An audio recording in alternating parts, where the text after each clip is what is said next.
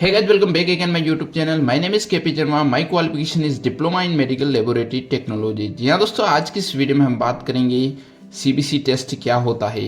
यह टेस्ट हमारे ब्लड से किया जाता है। इसका जो पूरा नाम होता है सीबीसी टेस्ट का, वो होता है कंप्लीट ब्लड काउंट। यह टेस्ट सभी प्रकार की बीमारियों में किया जाता है। इस टेस्ट में हमारे ब्लड में पाई जाने वाली सभी सेल्स के बारे में पता लगाया जाता है, जैसे कि आरबीसी जिसे हम कहते हैं रेड ब्लड सेल्स, जैसे कि डब्ल्यूबीसी जिसे हम कहते हैं वाइट ब्लड सेल्स, और जैसे कि प्लेटलेट्स और हीमोग्लोबिन जिसे हम कहते हैं हीमोग्लोबिन, एचबी जिसे हम कहते हैं किसी बीमारी का पता चलता है। जैसे किस बीमारी का पता चलता है इस टेस्ट से, तो वो चलता है एनीमिया।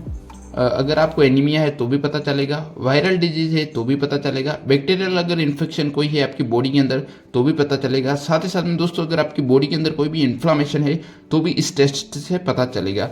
अब दोस्तों हम बात करेंगे जो ब्लड सेल्स होती हैं उसकी नॉर्मल रेंज कितनी होती है। जो आरबीसी होती है जिसे हम कहते हैं रेड ब्लड सेल्स, इसकी जो नॉर्मल रेंज होती है वो होती है 4.35 to 5.65 million red blood cells per microlitre होती है।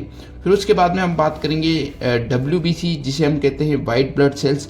यह एक प्रकार की इम्यून सेल्स होती हैं और इसकी जो नॉर्मल रेंज होती है वो होती है 4500 से लगा के 11000 तक इसकी नॉर्मल रेंज होती है। और ये अगर इसकी नॉर्मल रेंज से हाई या लो होती है तो दोस्तों ये इंडिकेट करती है हमारी बॉडी के अंदर कोई इन्फेक्शन है या इन्फ्लामेशन है या कोई भी बैक्टीरियल इन्फेक्शन तो नहीं है।